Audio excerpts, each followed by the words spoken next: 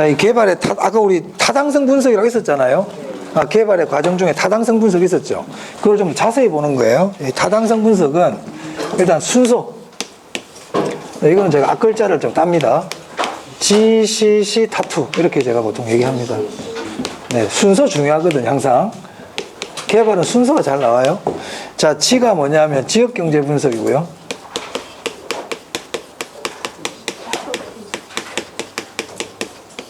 그 다음에 C가 시장 분석이에요. 그 다음 C가 시장성 분석. 타당성 분석. 투자 분석. 자, 여기서 일단 시장 분석하고요. 시장성 분석이 특히 중요해요. 먼저 이 순서에서 조심할 거. 시장 분석이 먼저입니다. 시장 분석 다음에 시장성 분석이에요. 이 두 개가 바뀌면 안 되고요. 자, 지역경제 분석부터 볼게요. 지역경제 분석. 자, 만약에 울산에 개발업자가 쇼핑몰을 하나 짓는다 해볼게요. 쇼핑몰. 네, 쇼핑몰 하나 개발하려고 그래요. 그러면 개발업자가 울산에 와봐야 되죠. 울산이 뭐 하는 데를 봐야 될 거 아니에요. 그게 일단 첫 번째 지역경제 분석이에요. 자, 우리 교재 보시면 지역경제 분석에 397페이지입니다. 자, 거기 지역경제 분석 대상 지역의 인구, 고용, 소득 등 줄 하나 칠게요. 모든 부동산의 수요 줄 칩니다. 그게 모든 동그라미 하세요. 그럼 지역경제 분석이라는 거는 제가 울산에 쇼핑몰 짓는다고 그랬잖아요. 그럼 개발업자 울산에 와가지고 뭐 하냐면 내가 쇼핑몰을 지을 거지만 쇼핑몰에 대한 수요만 보는 게 아니고 울산 지역의 전반적인 모든 부동산들의 수요와 공급이라든지 부동산 경기를 알아본다는 거예요. 그래서 모든 부동산입니다. 모든 부동산의 수요와 시장 상황을 알아봐요. 자, 그 다음에 그 옆에 우리 지역경제 분석 있잖아요. 오랜만에 좀 빠졌네. 자, 지역경제 분석 그 옆에 여백이라든지 위에다 좀 적으세요. 거기 동그라미 하면 되겠다. 자, 대상지 동그라미 합니다. 인구 동그라미 하시고요. 고용, 소득 이런 것들은 이제 조사하는 거예요. 울산에 인구가 몇 명이고 울산에 고용되는 일하시는 분들이 몇 명이고 이 사람들의 전반적인 소득이 어느 정도 되는지 이런 것들을 알아본다는 얘기죠. 그게 거시적 분석이라고 있습니까? 네, 줄칩니다. 거시적 분석입니다.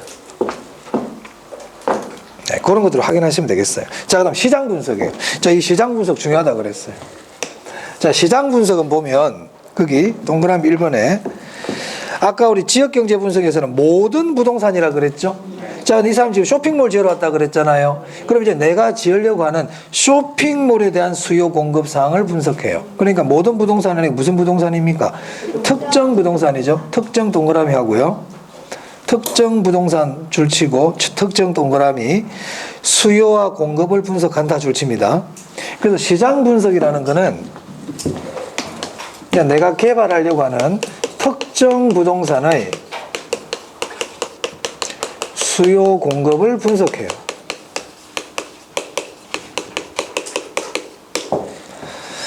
이 시장 분석할 때 하는 게 뭐가 있냐면 시장 세분화와 시장 차별화예요.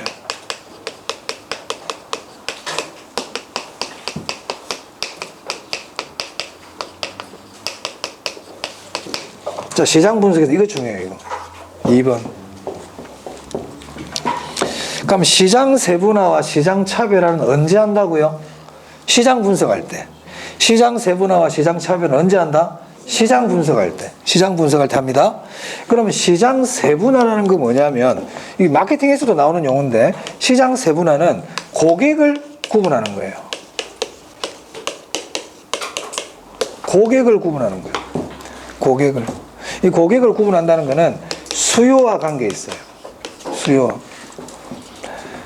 자, 그럼 쇼핑몰을 지금 울산에 왔다 그랬잖아요. 그럼 시장 분석을 할 때 시장 세분화와 시장 차별을 한단 말입니다.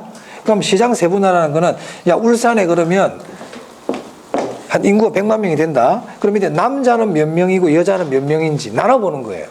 그리고 연봉이 5천만 원 이상 한 몇 명, 7천만 원 이상 사람 몇 명, 1억 이상 사람 몇 명, 이렇게 고객을 나누는 거야. 고객을 나누는 거. 이거를 시장 세분화라 그래요. 시장 세분화 뜻 아시겠어요? 고객을 나눈다. 40대 여성은 몇 명이고 50대 여성은 몇 명, 이렇게 고객을 쫙 나눠보는 거예요. 그걸 시장 세분화라 그래요.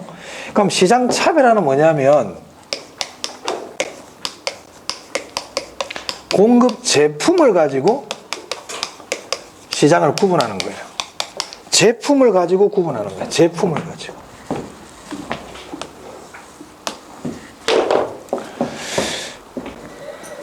쇼핑몰 지으러 왔단 말이에요. 쇼핑몰 지으러 왔을 때 그러면 쇼핑몰도 보니까 울산에 와보니까 쇼핑몰이 뭐 그 애완동물 전용 쇼핑몰도 있고 아니면 어린이 중심의 키즈 쇼핑몰도 있고 성인 중심의 쇼핑몰도 이렇게 제품 자체를 구분해 보는 거를 시장 차별화라 그럽니다. 자, 우리 만약에 핸드폰이에요. 핸드폰. 자, 핸드폰 시장이야. 그럼 핸드폰 시장도 제품이 다양하잖아요. 카메라가 좋은 핸드폰이 있을 거고 또 어떤 면에서 다른 면이 좋은 핸드폰도 있고 이렇게 시장 제품 자체를 구분할 수 있잖아요. 무슨 말 알겠습니까? 이런 거를 뭐라 부르냐면 시장 차별화라 부릅니다. 제품을 가지고 구분하는 거는 차별화. 그래서 이 시장 차별화는 공급과 관계 있죠. 공급과. 그래서 시장 세분화와 시장 차별화는 시장 분석할 때 한다. 시장 세분화는 고객을 나누는 거고 수요 측면이다.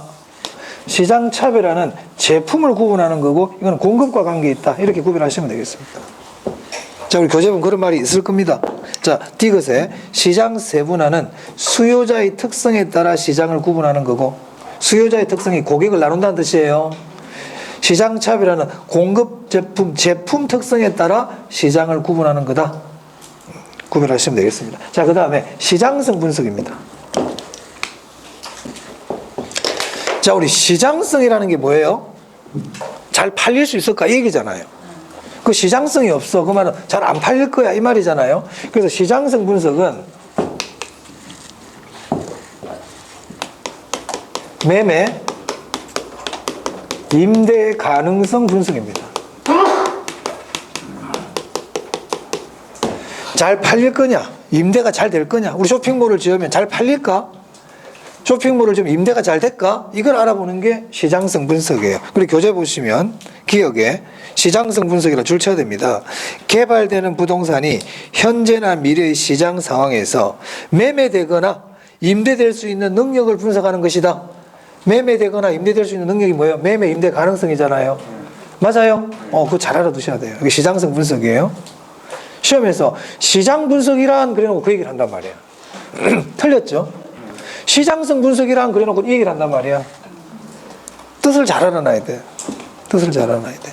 자, 그 다음에 아까 시장 분석할 때는 시장 세분화와 시장 차별화를 한다고 그랬죠. 시장성 분석할 때 하는 게 있어요. 그게 뭐냐면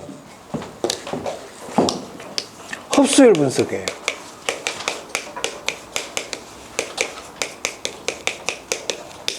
자, 흡수율 분석은 언제 한다고요? 시장성 분석할 때.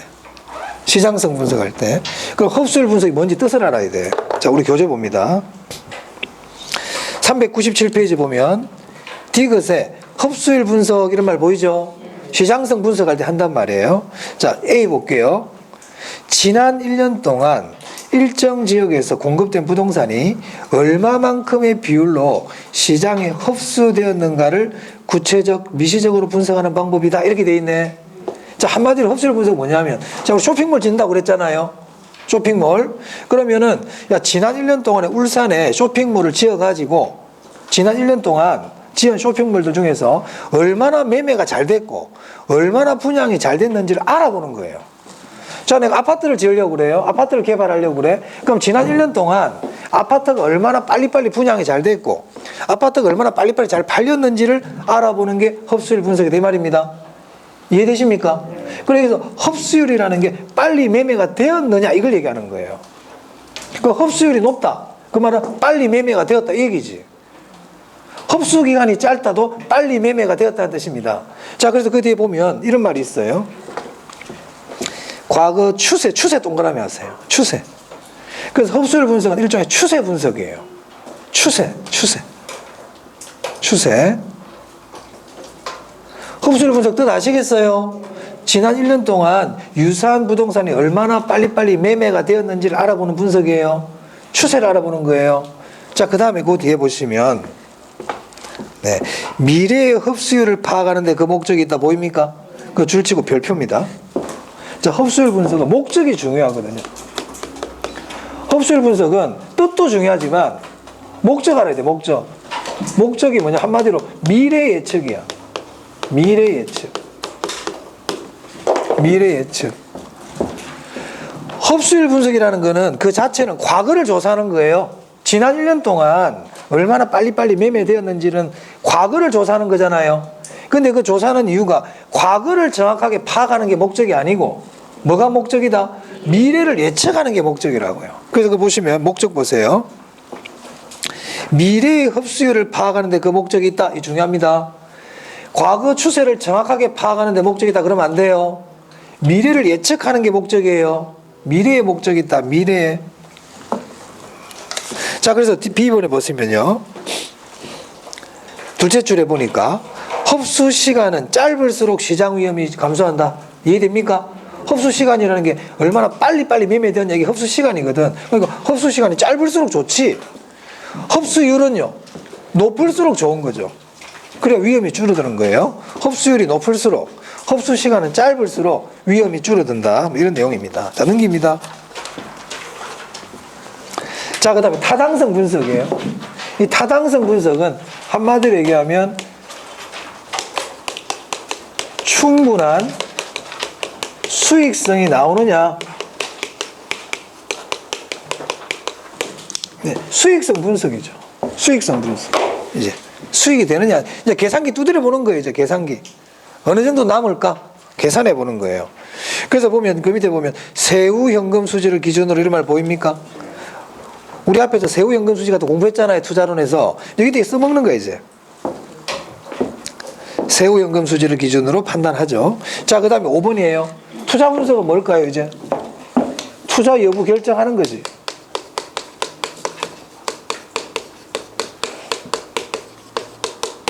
투자를 할 거냐 말 거냐를 결정하는 겁니다. 네. 자, 그래서 5번에 보시면 투자 분석, 다른 투자 대안과 비교 분석하여 최종적으로 투자 여부를 결정하는 거다. 투자 여부 결정이 투자 분석입니다. 자, 그래서 순서 아셔야 되고요. 순서. 그리고 저기서 시장 분석과 시장성 분석이 일단 중요하다. 네. 자, 그 다음. 이 지역 경제 분석과 시장성 분석 여기까지를 합쳐가지고요. 시장 분석이라고도 그래요.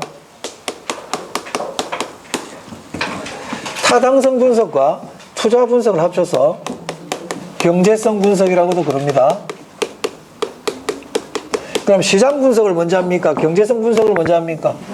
네, 시장 분석을 먼저 합니다. 저렇게도 나눈다. 저렇게도. 나머지 것들은 굳이 안 보셔도 되겠습니다. 제가 말씀드린 것만 일단 체크하시고요. 자, 그 다음에 넘길게요. 400페이지인데요. 400페이지에 네, 2번 문제 한번 볼게요. 2번에 1번 지문 보겠습니다. 틀린 거 찾기인데 2번에 1번 지문 보고 계신가요? 400페이지. 민감도 분석은 시장에 공급된 부동산이 시장에서 일정 기간 동안 소비되는 비율을 조사하여 해당 부동산 시장의 추세를 파악하는 것이다. O입니까? X입니까? X죠. 이게 무슨 분석이에요? 이게 흡수율 분석이에요. 이게 흡수율 분석입니다. 그러면 민감도 분석은 제가 전에 말씀드렸지만 뒤에 요소, 변수, 인자 이런 말이 나와야 된다고 그랬어요. 민감도 분석은 투자론에서 배웠죠. 투입 요소가 투자 결과 수익에 어느 정도 영향을 미치는지 그걸 파악하는 게 민감도 분석이라고 그랬어요. 투입 요소가 결과에 어떤 영향을 미치는가를 파악하는 게 민감도 분석이었습니다. 틀린 거 찾기 1번이 답이었어요. 그래서 우리가 이런 문제를 통해서 흡수율 분석의 뜻을 알아야 된다. 흡수율 뜻을 알아야 되고 목적도 아셔야 돼요. 구해 볼게요. 이 1번에 디귿 지문 보겠습니다. 디귿. 흡수율 분석은 부동산 시장의 추세를 파악하는 데 도움을 주는 거. 오케이. 추세란 말 나왔어요. 추세 파악 맞아요. 과거의 추세를 정확하게 파악하는 것이 주된 목적이다. 아니라고 그랬지. 미래를 예측하는 거라고 그랬지. 틀렸죠? 이렇게 시험에 나온다 이 말입니다. 네. 자, 됐고요. 자, 그 다음에 401페이지입니다, 이제. 자, 401페이지 보시면 신개발과 재개발 나오죠? 자, 신개발이 뭔데? 새로 개발하는 거지 뭐. 새로 개발하는 거. 맞아요. 그래서 신개발에 보면 신개발 거기 양가로 입은 신개발 밑에 신개발의 종류 한번 볼게요. 그 환지 사업 보이세요? 줄 치세요. 당연히 환지는 당연히 신개발인데 이게 작년인가 문제 나와서 재개발로 나왔거든. 환지는 재개발 아닙니다. 신개발에 들어갑니다. 그럼 거기 보니까 주택지 조성사업, 아파트 개발사업, 형질 변경 줄 쳐볼게요. 형질 변경 사업 다 신개발이에요. 사실 이런 거는 뭐 우리가 사실 외울 것도 아닌데 시험에 나왔기 때문에 저 보는 거예요. 자, 그 다음에 재개발 보이세요? 재개발은 별표 한 개 하세요. 예, 제가 이거는 나올 때 됐는데 작년에 나왔죠. 올해도 또 봐놔야 돼요. 예. 자, 재개발의 종류 하셔야 돼요.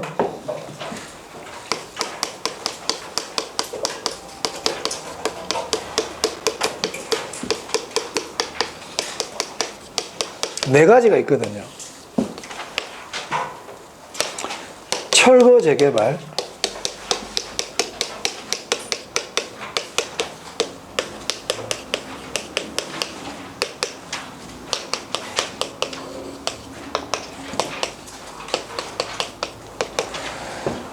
자, 우리 교재는 제 순서대로 거꾸로 되어 있지만 저는 보통 이렇게 설명을 드립니다.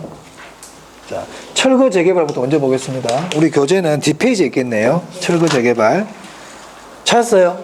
자, 철거 재개발은 거기 완전 제거라는 말을 줄쳐야 돼요. 자, 재개발이라는 거는 이제 기존 시설을 가지고 하는 게 재개발이잖아요. 그럼 철거 재개발은 뭐냐면 기존 환경을 완전히 제거하는 거야. 기존 환경 완전 제거. 그게 완전 제거가 포인트지. 그럼 기존에 있던 시설들 싹 밀어버린다 이 말이에요. 그럼 어떻게 해야 돼? 새로운 걸 새로 만들어줘야 되죠. 그래서 그 뒤에 보니까 새로운 환경으로 바꿔주는 거야. 새로운 시설물로 대체해주는 거예요. 그러니까 기존 환경 완전 제거, 이게 포인트입니다. 완전히 제거해버린다. 그거 기억하면 되고요. 넘겨보세요. 앞 페이지로 이제 개량 재개발 나오죠. 자, 개량 재개발은 보면 기존 시설의 완전 제거가 아니고 뭐라고 돼 있어요? 확장 개선이라고 돼 있어요. 기존 시설을 확장해 주는 거예요. 확장, 개선. 그리고 새로운 것들은 필요한 게 있으면 첨가시켜줘요. 그래서 개량 재개발에서 중요한 말은 기존 시설의 확장, 개선, 새로운 거는 첨가, 이런 말들이 중요하지. 자, 그 다음에 수복 재개발입니다. 수복 재개발을 시험에 잘 물어봐요. 얘가 특히. 수복 재개발. 얘가 일단 중요하다. 수복 재개발은 노후 불량화 요인만 제거하는 거예요. 그게 보면 노후 불량화 요인만을 제거, 이런 말 보이세요? 그게 포인트예요. 그러니까 수복 재개발은 기존의 시설은 그대로 가능하면 두고, 가능하면 손 안 대고 노후 불량화된 것만 우리가 제거해 주자. 이게 수복 재개발입니다. 그래서 수복 재개발을 선진국형 재개발 이렇게도 보통 얘기해요. 자, 그 다음에 보전 재개발이에요. 보전 재개발은 사전에 하는 거예요. 사전에. 그러니까는 노후 불량화가 아직 안 됐어. 그래서 그 보면 둘째 줄에 사전에 미리 한다는 얘기죠. 예방한다는 거예요. 노후 불량화 진행을 방지하기 위한 거예요. 구별할 수 있겠습니까? 자, 그럼 봅니다. 제가 일부러 안 적었어요. 자, 철거 재개발 볼게요. 뭐라고요? 기존 시설 완전 제거, 완전 제거. 개량은요? 기존 시설 확장, 개선, 새로운 건 첨가. 수복은 노후 불량화 요인만 제거. 보전은요? 사전에 노후 불량화를 방지하기 위한 거란 말이에요. 사전에 예방 차원. 됐습니까? 그래서 제가 이 순서는 어떤 순서냐면 가장 많이 부시는 순서야. 그냥 완전히 다 없애버려. 제일 많이 부셔. 그 다음 많이 부셔. 그 다음 부셔. 얘는 거의 안 부시는 거예요. 아시겠죠? 그 순서예요. 자, 재개발 봤고요. 자, 그 다음 402페이지입니다. 자, 402페이지 보시면 부동산 개발 방식의 유형 보이세요? 자, 우리 개발 방식의 유형은 기준에 따라서 나누는 방법이 많아요. 자, 보세요. 우리가 어떤 사람을 나눌 때도 기준에 따라 나눌 수가 있잖아. 소득에 따라 나눌 수도 있고, 남녀 성별에 따라 나눌 수도 있고, 살고 있는 주거 지역에 따라 나눌 수도 있고, 기준에 따라 나누는 방식이 많단 말이에요. 근데 거기 나와 있는 양가로 3번의 개발 방식의 유형은 용지 취득 방식에 따른 분류야. 그 용지 취득 방식 보이세요? 개발하려면 토지를 구입해야 될 거 아닙니까? 토지를 취득해야 될 거 아니에요. 그러니까 토지를 취득하는 방식에 따른 분류야, 이거는. 그럼 어떤 게 있냐면, 거기 오른쪽에 보세요. 단순 개발이 있고, 환지가 있고, 매수가 있고, 혼합이 있고, 뭐 이런 말 쭉 나오죠? 자, 거기서 좀 우리가 봐야 될 거는 환지 방식이에요. 환지하고 매수 방식이에요. 그 중에 환지 방식이 중요해. 환지 방식이 중요해. 여기서는 간단하게 환지 방식 간단하게만 설명드립니다. 자, 환지라는 건 우리 공법 시간에 좀 배우시거든요. 보통 우리 도시 개발할 때 많이 해요. 이 환지 방식은 토지가 이렇게 삐뚤삐뚤하단 말이야. 토지 이용이 비효율적이야. 그러면 여기를 갖다가 구획 정리를 깔끔하게 해가지고 원 소유자들에게 돌려주는 방식이에요. 그러니까 원 소유자 땅을 사는 게 아니고요. 땅을 사들이는 거 아니에요. 개발하고 나서 원 소유자들에게 재분배해주는 방식이에요. 그러면은 그 토지를 개발하려고 하면 비용이 들 거 아니에요. 그럼 비용이 든다는 얘기는 그 땅이 1000평이야. 그럼 그 1000평 땅 중에 한 300평 정도는 비용에 충당하는 토지란 말이야. 이걸 채비지라 그럽니다. 그럼 300평은 비용에 충당해야 되니까 700평 가지고 나눠줘야 될 거 아닙니까? 맞아요. 그러면은 1000평 중에서 비용 충당하는 땅이 있고, 또는 도로를 확장하고 하다 보니까 돌려주는 땅은 그대로 돌려줄 수가 없어요. 원래 내가 100평 갖고 있었는데 100평 땅 그대로 돌려받는 게 아니고 한 70평이나 60평밖에 안 돌려받는다. 그걸 간보율이라 그래요. 무슨 말 알겠어요? 그러니까 환지라는 건 중요한 거는 원 소유자들에게 그 땅을 되돌려준다는 거예요. 되돌려준다. 그래서 그 교재 보면 택지 개발 후 개발된 토지를 토지 소유자에게 뭐라고 돼 있어요, 뒤에? 재분배란 글자가 중요해. 그 동그라미 별표 딱 해야 돼요. 재분배라는 글자가 나오면 환지 방식이에요. 그럼 원래 땅 그대로 안 돌려준다고 그랬죠? 그래서 권리 축소란 말이야. 권리 축소. 권리 축소. 자, 그럼 매수 방식은 뭐겠어요? 다 사들이는 거지. 사들이는 거잖아요. 대표적인 수용이란 말이에요. 수용. 거기 보면은 매수 방식은 공공이 토지 전면 매수를 원칙으로 한다. 뭐가 필요하다? 수용. 수용. 자, 이건 주로 어떨 때 하냐면 택지 공영 개발할 때 많이 써요. 택지 공영 개발. 됐습니까? 아까 환지는 뭐 할 때 많이 쓰고요? 도시 개발할 때 많이 쓰고, 매수 방식은요? 공영 개발할 때 많이 써요. 그러니까 이거는 땅을 사버리는 거란 말이에요. 그러니까 주인이 바뀌죠, 이제. 주인이 바뀌지. 권리 소멸이야. 권리 소멸.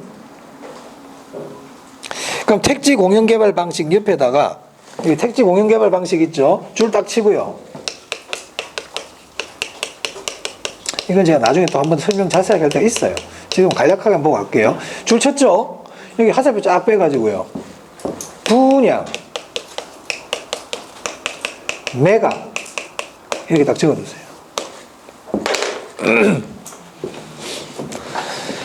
자, 우리 택지 공영 개발은 어떻게 하는 거냐면 땅을 사들여요, 전부 다.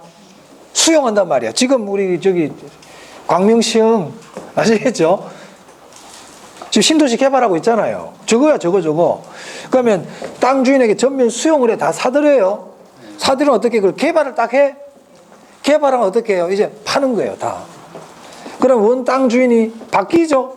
예전 주인이 아닌 새로운 주인으로 들어오잖아요. 맞아요.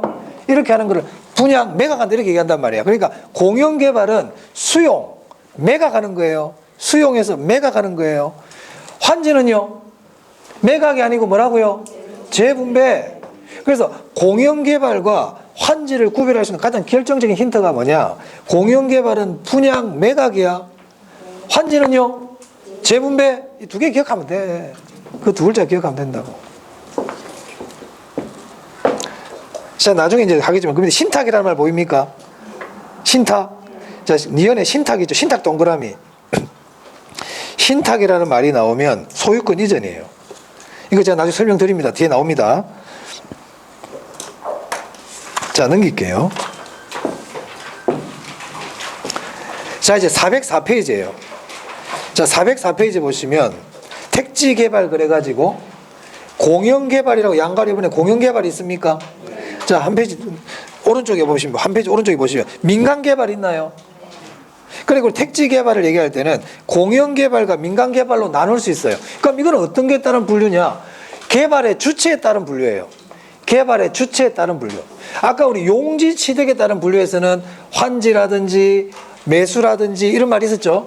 여기는 누가 개발하느냐에 따라서 이렇게 나누는 거예요. 그럼 공영 개발은 누가 하는 거예요?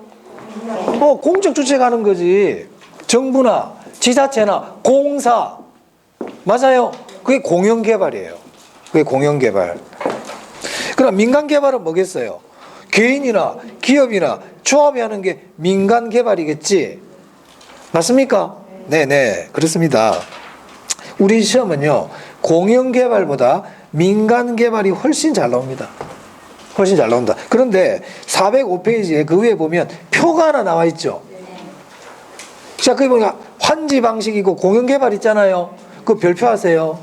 여기서 설명드린 거예요, 제가 아까. 좀 앞에 잠시 설명드렸지만. 자, 환지 방식 보세요. 환지 방식은 주로 도시 개발할 때 많이 써요. 주로 구획 정리할 때 많이 쓰거든요. 도시 개발. 자, 거기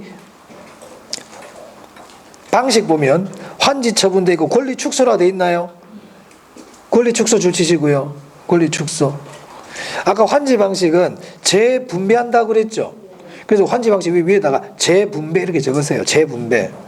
그런 말이 밑에 좀 안 보여요. 재분배. 자, 공영개발 봅니다. 공영개발.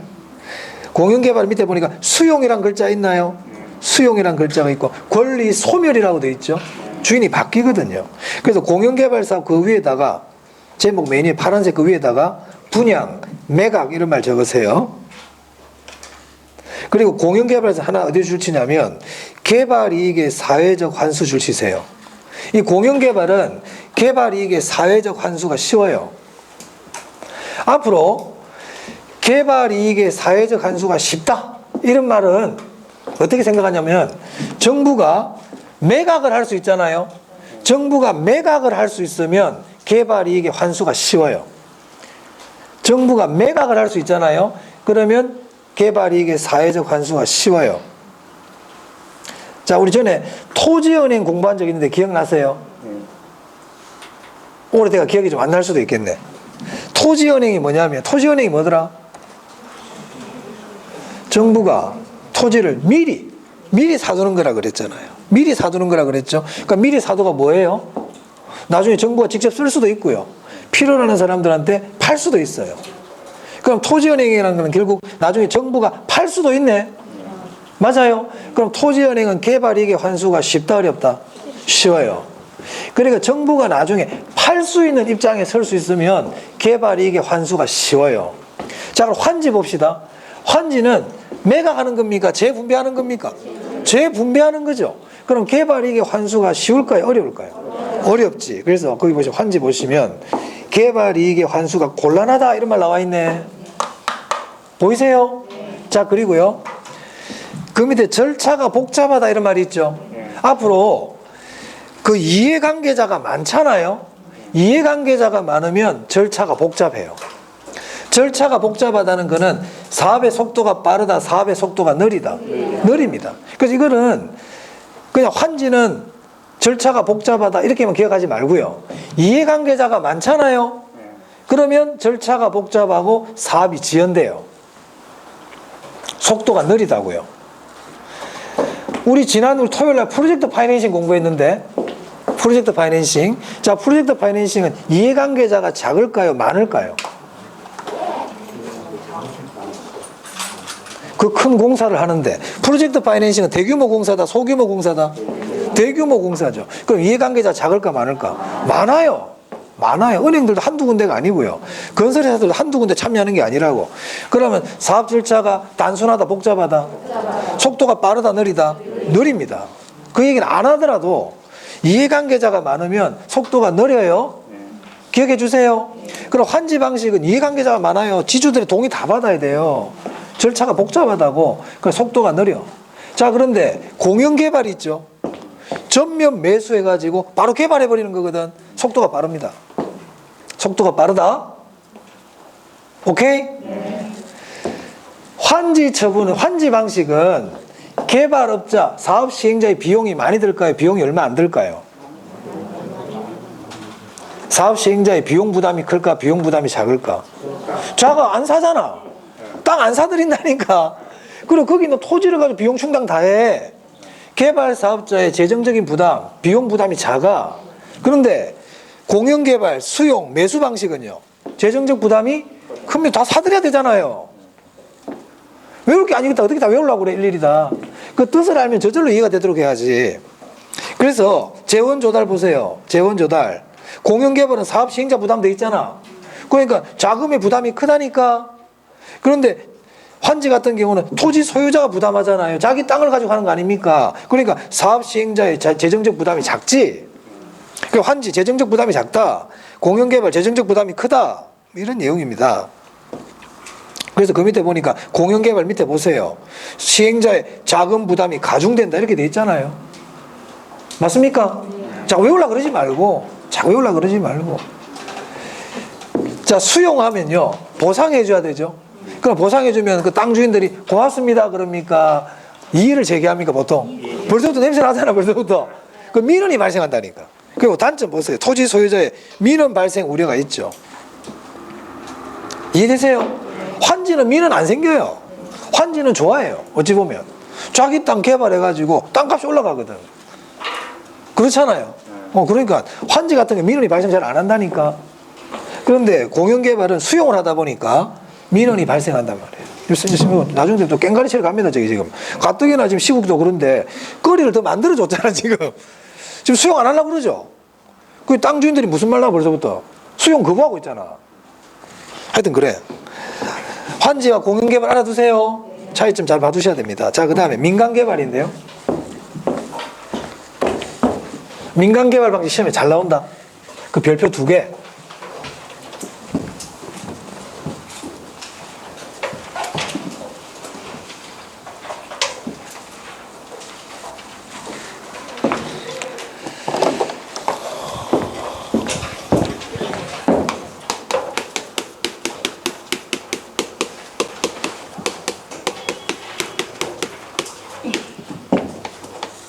자, 민간개발 방식 크게요. 지주 단독개발이 있어요. 이걸 다른 말로 자체개발이라고도 그래요. 자체개발. 자, 그 다음에 지주 공동개발이 있어요. 지주 공동개발. 자, 지주 공동개발은 다시 등가교환형.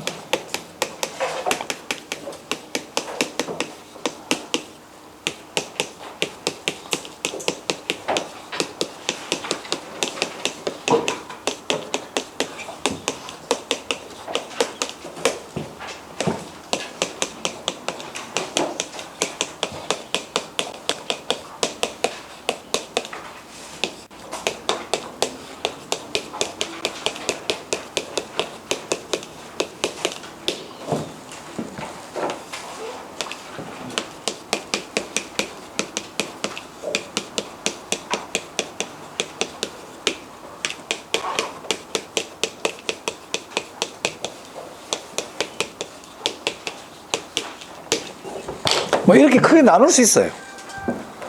크게. 자, 여기 있어요. 중요한 거는 이 2개예요. 이 2개 중요해요. 2개 중요하다. 자, 외우려고 그러지 말고요. 자, 외우려고 그러면 안 돼. 자꾸 외우려고 그러면 힘들어. 자, 지주 단독 개발, 자체 개발. 저기 의미가 뭘까요? 책 안 보고 얘기해 봐요. 지주 단독 개발이 뭘까요? 누구 혼자? 땅 주인 지가 다 개발하는 거야. 그냥 지가 북치고 장구치고 다 하는 거예요. 지주가 시공사도 선정하고 자기 돈으로 다 개발하는 거예요. 별로 내용 아니죠. 그럼 수익 누가 다 가져가? 수익 지주가 다 가지고 가지. 위험도 누가 부담해? 지주가. 그런 것들을 물어볼 수 있어요. 그러니까 지주 단독 개발은 수익과 위험을 누가 다 부담한다? 지주가. 제가 나중에 책에 체크할 거예요. 지금 책 보기 전에 생각을 해보라는 거예요. 자, 그러면 지주 단독 개발은 이해관계자가 많아, 이해관계자가 별로 없어? 없지. 저 혼자 다 하는 거야. 속도가 빨라. 신속해. 저기 혼자 다 하니까. 맞아요? 그런 것들 기억하면 돼요. 자, 그 다음에 지주 공동 개발은 뭘까요, 그러면? 지주하고, 개발하는 사람, 공사하는 사람하고 따로따로 같이 하겠다는 얘기죠. 맞아요? 땅 주인하고 개발하는 사람하고 같이 하겠다는 거예요. 그게 지주 공동 개발이야. 그러면 이 네 가지는 뭐 가지고 구별하느냐면, 그러면 보세요. 땅 주인하고 개발하는 사람 같이 하잖아요. 그럼 어떤 문제가 생겨요? 비용 어떻게 부담하고, 이익은 어떻게 나누고, 이런 문제가 생겨, 안 생겨? 그게 생기지. 그게 생기잖아. 그게 따라 나눈 거야. 자, 그럼 등가 교환형은 뭐냐? 등가 똑같은 가치로 교환하자 이 얘기거든요. 자, 만약에 땅 주인이 10억짜리예요. 내 땅이 10억에. 자, 그럼 공사하는 애들 들어와서 공사를 했어. 근데 공사비하고 얘도 공사비도 10억이야. 보니까. 그럼 나도 10억, 얘도 10억이죠. 건물로 20평짜리 지었거든. 그럼 어떻게 하자? 똑같이 10평씩 나누자. 땅도 반씩 나누고. 이게 등가 교환형입니다. 그렇게 생각하지 말라니까. 똑같은 걸 나누는 거예요. 이걸 다른 말로 대물 변제형이라고도 그래. 물건으로 주는 거야. 자, 아파트를 짓는데 전기공사하는 사람이 전기공사를 했어요. 보니까 전기공사 비용이 한 1억 5천 들었어. 그 보니까 우리 아파트 302호가 1억 5천 정도 해. 야, 301호 니 해? 이 등가교환형입니다. 아시겠어요? 대물 변제형. 별거 어려운 거 없다니까. 자, 이거 보세요. 분양금 공사비 지급형은 뭘까요? 분양대금으로 공사비 줄게 이익이거든. 자, 내가 지어가지고 아파트 분양해가지고 분양 가격에 30%니 공사비로 줄게 이거예요. 분양대금의 일정 비율을 내가 공사비로 주겠다. 이게 분양금 공사비 지급형입니다. 이해됐습니까? 자, 그럼 보세요. 외우려고 그러면 안 되는데 이 안에 뜻이 다 들어있어. 그럼 이 두 방식은 지주하고 개발업자가 이익을 나눠 갖는 거네. 이익을 나눠 갖는 거죠. 이익 공유에 이익 공유. 이익을 공유하는 거야. 그러니까 위험도 지주가 혼자 부담하는 겁니까? 같이 나누는 겁니까? 그 위험 분담이야, 위험 분담. 위험도 나눠 갖는 거예요. 이익을 공유한다는 거예요. 이익을 공유. 이익을 공유해요. 됐어요? 자, 근데 사업 수탁경과 토지 신탁경은 조금 달라요. 자, 이거는 뭐냐면요. 자, 지주가 있고요. 여기 개발업자가 있어요. 이 사람들은 개발 전문가야. 전문가. 근데 지주가요, 이 개발 전문가들에게 개발을 맡겨요. 네가 좀 다 해줘. 개발을 맡긴다. 다 맡기는 거예요. 개발부터 해가지고 분양까지 다 맡겨버려요. 좀 네가 다 해주라. 이 맡긴다는 걸 우리가 한자로 탁이라 그러죠. 맡길 탁. 그죠? 자, 맡길 때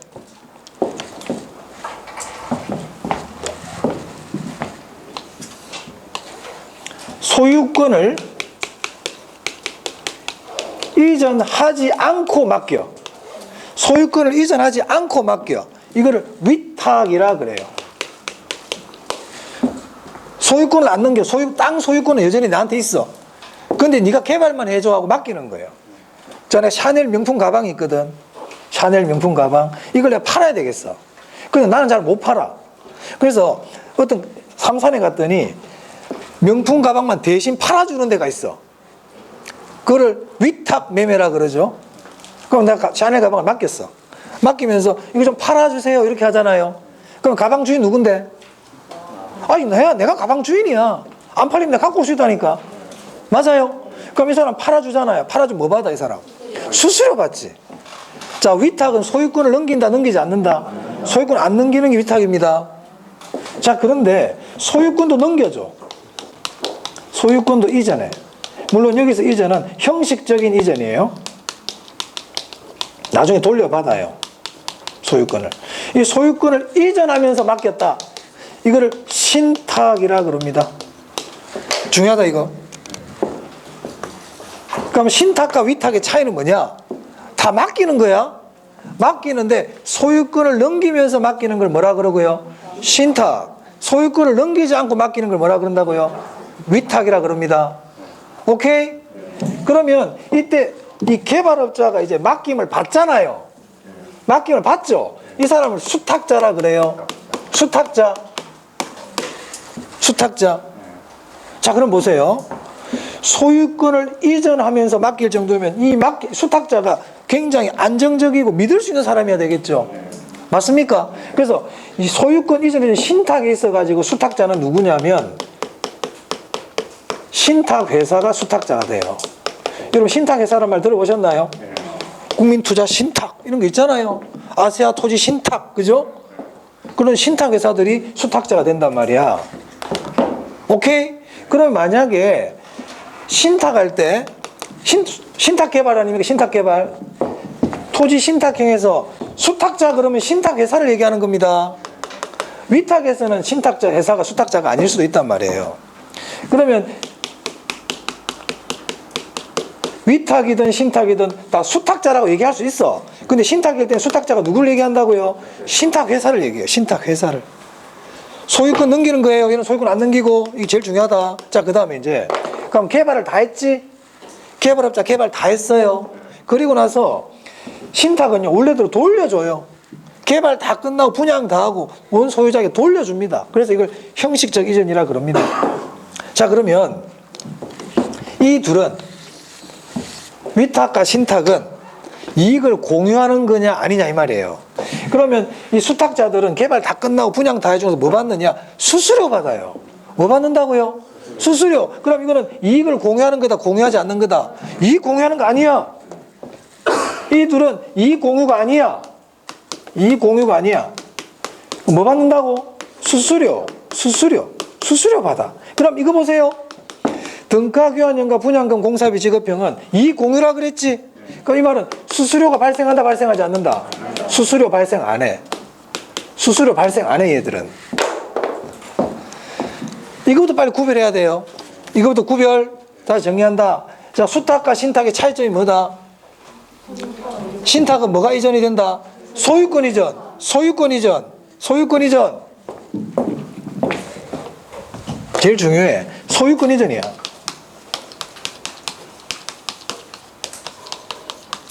나머지는 같아, 그냥. 나머지 내용은 거의 다 같아. 자, 그 다음에 자금 조달 한번 볼게요. 자금 조달. 자, 사업수탁경은 자금 조달을 누가 하느냐면요. 지주가 해요. 지주가. 아니, 소유권 안 넘겼잖아. 그러니까 자금 조달 지주가 해줘야 돼. 자, 그런데 토지 신탁형은 자금 조달 누가 한다? 수탁자, 신탁회사가 합니다. 자금 조달 누가 한다고요? 수탁자. 수탁자가 누군데? 신탁회사.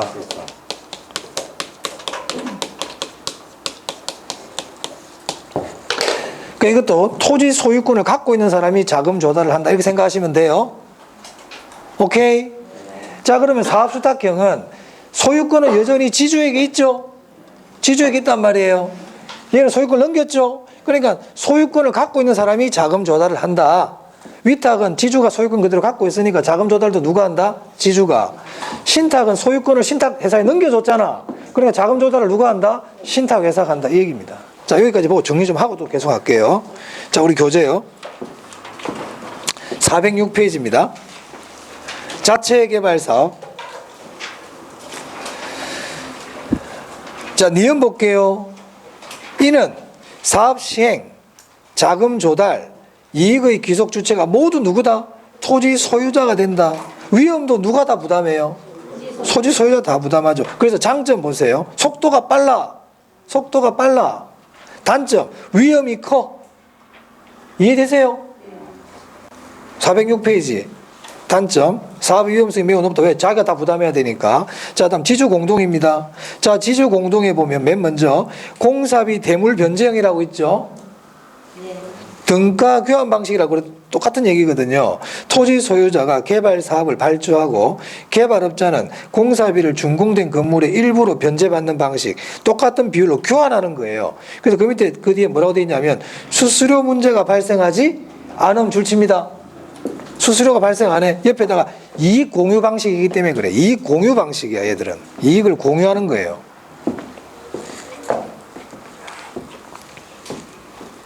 그리고 니은에 보니까, 그래서 그 기억의 셋째 줄에 보니까 서로의 이익을 추구한다고 돼 있잖아요. 서로의 이익이란 결국 이익을 공유한다는 얘기거든. 자, 니은에 보세요. 위험을 지주와 개발업자 간에 뭐라고 돼 있어요? 분산한다고 돼 있죠. 그러니까 위험도 같이 나누는 거예요. 위험도 같이 나누는 거. 저기 적어놨잖아. 이익을 공유하고 위험을 분담하는 거예요. 자, 그 다음 분양금 공사비 지급형입니다. 토지 소유자가 사업을 시행하면서 건설업체에 공사를 발주하고 공사비의 지급은 뭐로 준다? 분양 수익금으로 주는 거야. 그 이것도 뭐야? 이익 공유야, 공유. 그 공유라 돼 있잖아. 이익 공유야. 그래 수수료가 발생이 안 해? 안 합니다. 수수료 문제 발생하지 않습니다. 자, 그 다음에 리얼의 사업 수탁 방식이에요. 보이세요? 407페이지 리얼의 사업 수탁 방식. 자, 이 사업 수탁 방식은 A번 보세요. 토지 소유자가 개발업자에게 사업 시행을 의뢰하는 형태이며 개발업자가 수탁자입니다. 개발해주는 사람이 수탁자예요. 시행을 대행하는 것에 대한 뭐를 취한다? 수수료 줄지, 수수료.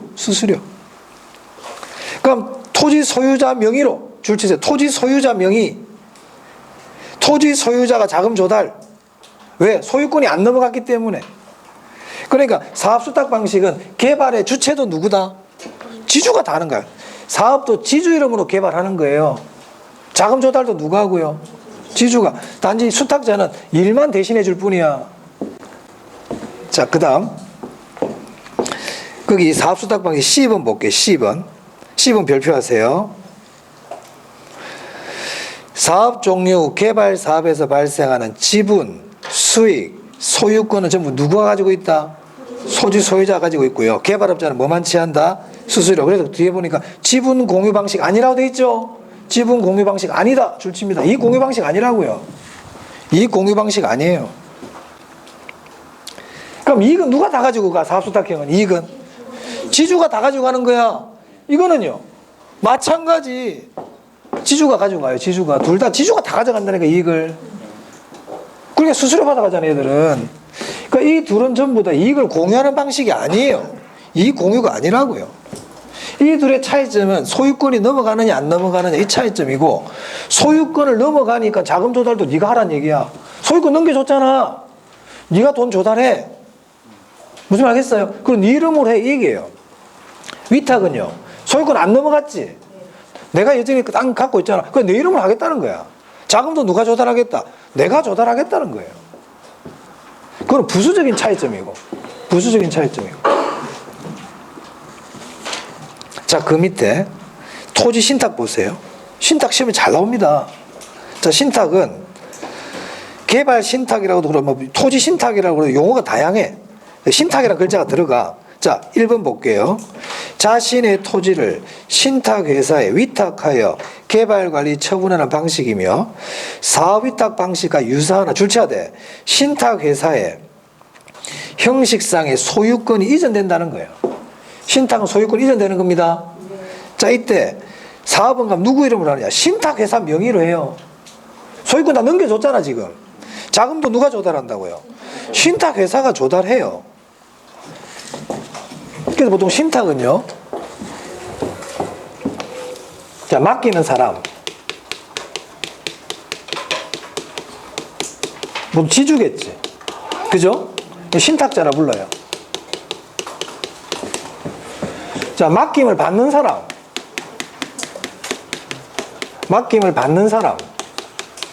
이 사람 뭐라 불러야 돼? 수탁자. 근데 소유권을 넘겨주잖아요. 소유권 이전해 준다고 그랬잖아요. 이게 신탁이라 그랬지 않습니까? 그죠? 소유권을 넘기면서 맡기는 거야. 그럼 이제 수탁자는 누가 된다? 신탁회사가 됩니다. 그러면 신탁회사는요, 이 신탁자에게 정서를 발행해줘요. 수익 정서를 발행해줘요. 아, 소유권을 넘겨줬는데 아무것도 안 주면 안 되잖아. 뭘 줘야 될 거 아니에요. 그럼 수익 정서에 보면 수익자가 나와. 야, 이걸 개발해가지고 수익이 나면 이 사람한테 줘라. 이렇게 명시가 돼 있어요. 근데 주로 수익자는 누굴까요? 지주지 뭐. 주로 지주지. 그러니까는 신탁 개발도 이익은 누가 가지고 가요? 뭐 정확하게 얘기하면 수익자지만 수익자는 일반적으로 누구다? 지주인 거예요. 그럼 이게 소유권을 이전 안 하고 맡겼어. 그럼 뭐라 불러? 위탁. 그럼 이때도 이익은 누가 가지고 가? 그래, 똑같이 다 지주야. 그러니까 신탁이든 위탁이든 이익은 누가 가지고 간다?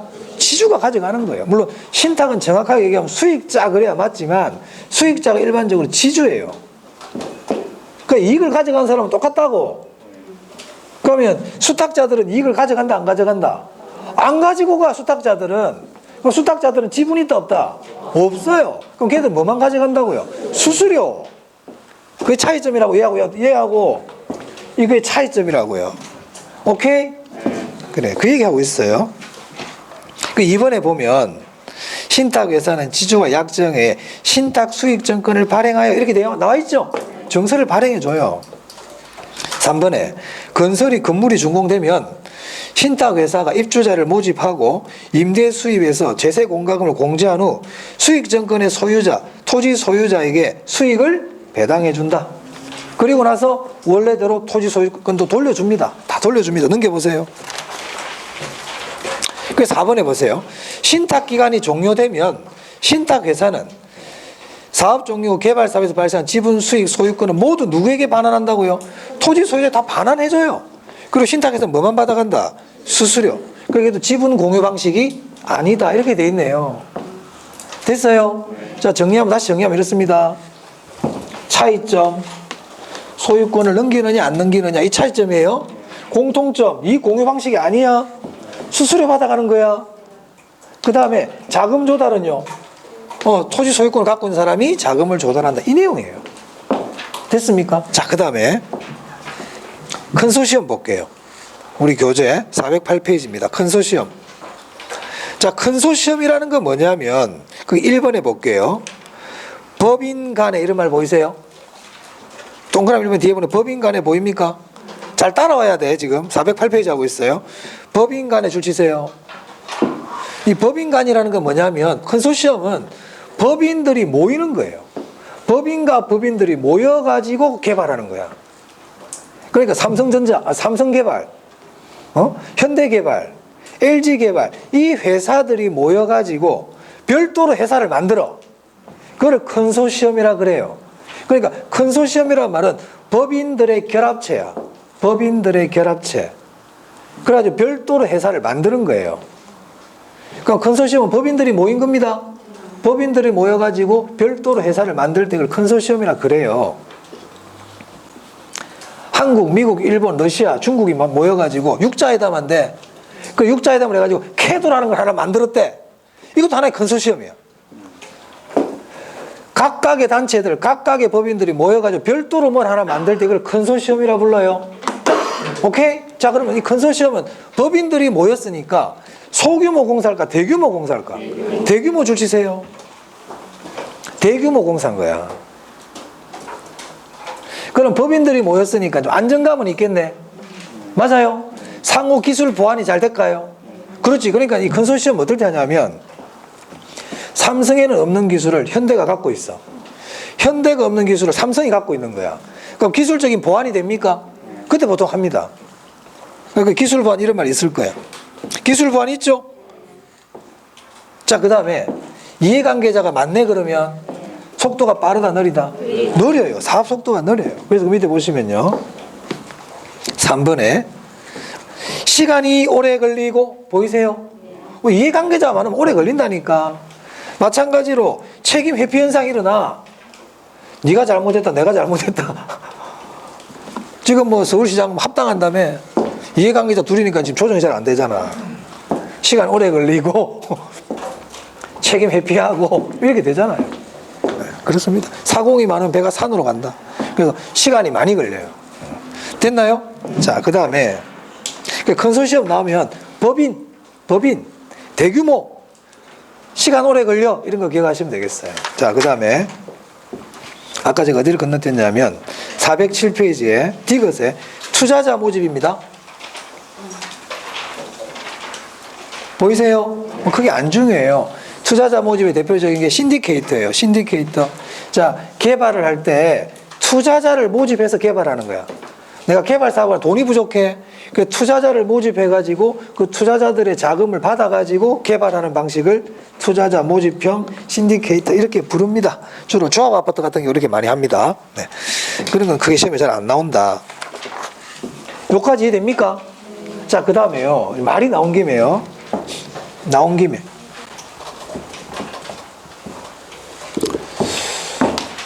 신탁의 종류가 있어요.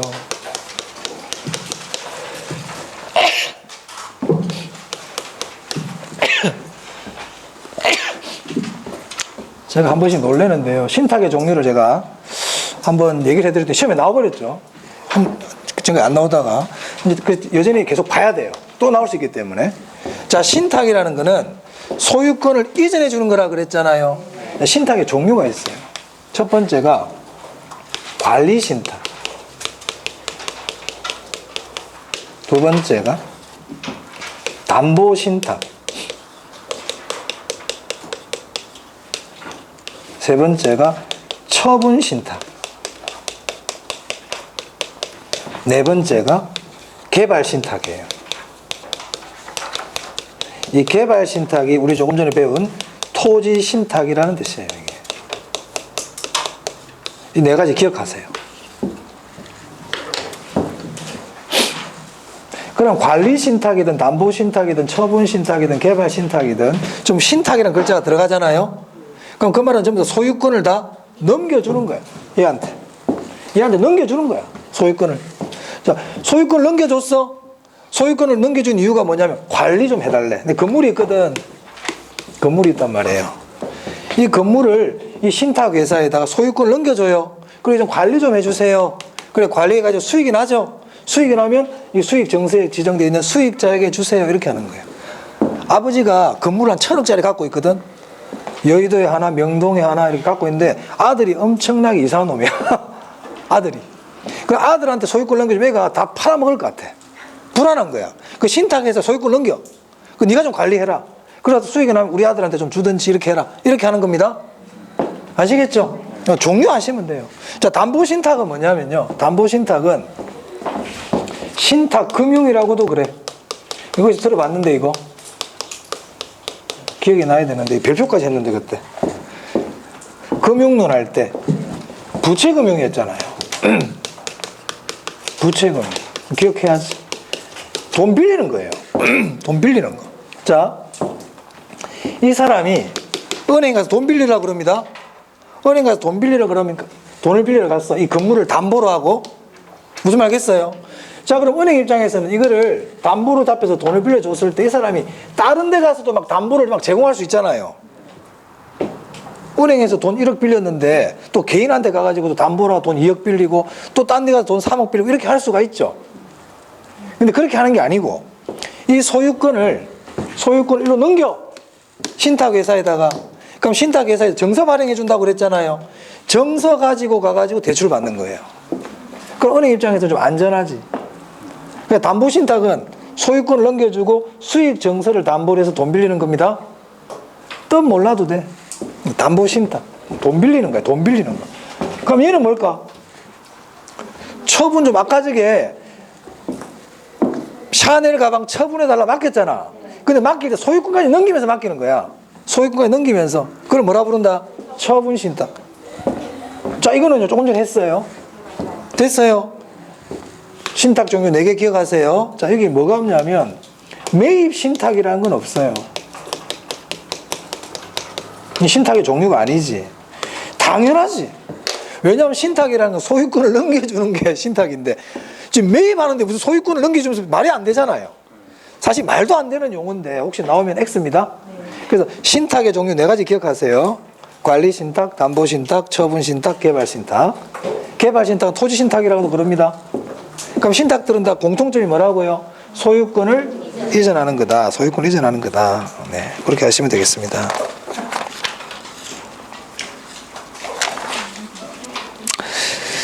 자, 여기까지 보고 조금 쉬었다가 410페이지 하도록 할게요.